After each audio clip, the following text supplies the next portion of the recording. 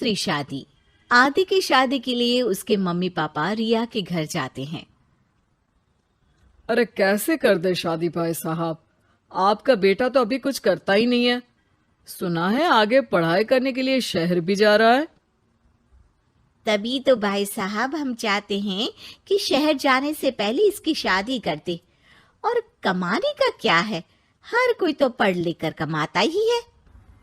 हाँ हाँ, और गांव का सबसे बड़ा मकान और समृद्ध परिवार से है आदि।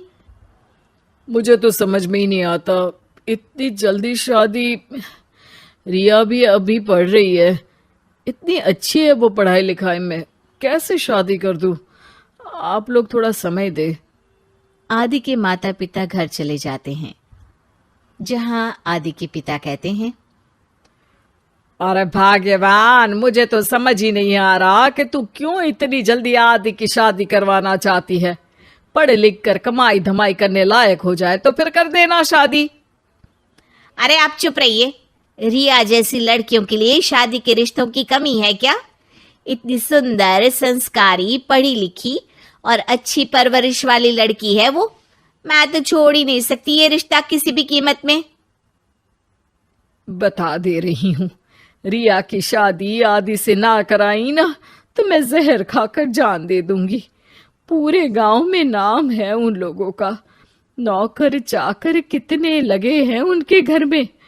अरे मेरी बेटी तो राज करेगी, राज।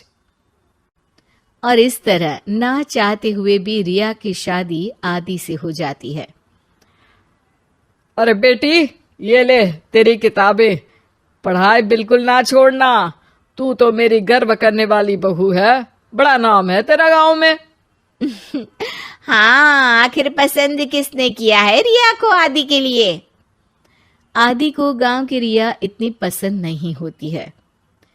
अरे यार, तू तो बड़ा लक्की निकला, रिया जैसी लड़की से तेरी शादी हो गई। अरे लक्की की क्या बात है, वो भी तो मेरे जैसे लड़के की बीवी बनकर किस्मत वाली बनी है ना।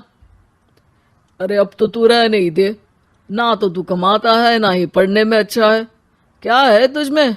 बस पैसा, और वो भी बाप का। आदि को दोस्तों की बात पर बहुत गुस्सा आता है।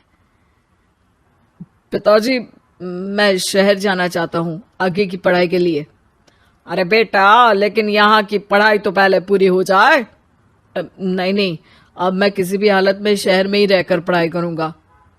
रिया को आदि का ये व्यवहार अजीब लगता है कि अचानक नई शादी के बाद आदि ऐसा क्यों बोल रहा है। खैर, आदि पढ़ाई के लिए शहर चला जाता है और रिया गांव में रहकर सास ससुर की सेवा करती और बचे वक्त में पढ़ाई। अरे देखो, दामाद जी तो शहर चले गए, हमारी बेटी बेचारी अकेली रह गई। उसे कुछ दिनों के लिए यहीं बुला लाओ ना।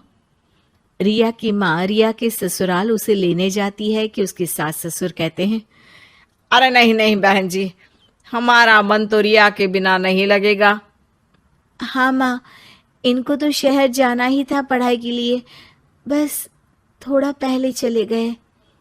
माँ खाली हाथ वापस आ जाती है। आदि शहर में मन लगाकर पढ़ाई करता है और इंजीनियरिंग के लिए दाखिला ले लेता है, तो वहीं रिया भी एमए की पढ़ाई में प्रवेश लेकर समाज सेवा में मन लगाती है। तुझे देखकर लगता है कि मैंने तेरे साथ ठीक नहीं किया बेटी। शादी तो करवा दी लेकिन पति का साथ नहीं मिला। अरे तो क्या हुआ, जैसे मैं अपने माँ पापा के साथ थी वैसे अब आप दोनों के साथ हूँ, है ना? सास खुश हो जाती है। अरे सुनो, बहू आदि लौट रहा है शहर से, वो कल आ जाएगा, तुम लोग तैयारी कर लो। रिया ये सुनकर खुश हो जाती है। वो सोच लेती है कि अब वो कुछ दिनों तक आदि के साथ क्वालिटी टाइम बिताएगी। लेकिन जब आदि घर आता है तो उसके साथ होती है एक शहर की लड़की जो जींस और टॉप में होती है। ये मेरी दोस्त है, मेरे साथ रहेगी। आदि उसे अपने मम्मी पापा से मिलवाता है लेकिन रिया से नहीं। रिया सबके लिए खाना लगाती है। अरे ये नौकरानी कितनी सुंदर है, खाना भी अच्छा बनाया है। अरे नहीं नहीं, ये नौकरानी नहीं, मेरी बहू यानी आदि की बीवी है। ये सुनकर लड़की शांत हो जाती है और आदि की तरफ देखने लगती है, फिर वहां से चली जाती है। अरे माँ, क्या जरूरत थी घर की कहानी बताने की? देखा, अब वो बुरा मान गई ना। वैसे भी मैं आप लोगों को बता देता हूं, मुझे रिया के साथ नहीं रहना। मैं शिवानी से प्यार करता हूं और उसी से शादी करूंगा। मैं रिया को छोड़ रहा हूं। आदि ये बोलकर उस लड़की के साथ शहर चला जाता है। रिया ये सब देखकर रोने लगती है, अपने कमरे में चली जाती है जहां सास ससुर उसके पीछे आते हैं। हमें माफ कर दे बेटा। वो दोनों उसके सामने हाथ जोड़ते हैं। आप लोग ऐसा क्यों बोल रहे हैं? ये तो मेरी किस्मत थी, पर अब मैंने सोचा है कि मैं भी आगे पढ़ाई करके आगे बढ़ूंगी। रिया पढ़ाई लिखाई करके पूरे जिले की कलेक्टर बनती है। आदि उसे छोड़कर शिवानी से शहर में ही शादी कर लेता है। फिर एक दिन रिया के ससुराल में, अरे बेटी रिया, तुझसे मिलने कोई आया है। कौन है माँ? हमें आपकी बहू के बारे में सब पता है।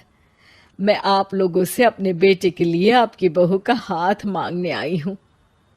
रिया के सास ससुर और माता पिता ने मिलकर ये फैसला किया था कि वो रिया की शादी करवा देंगे।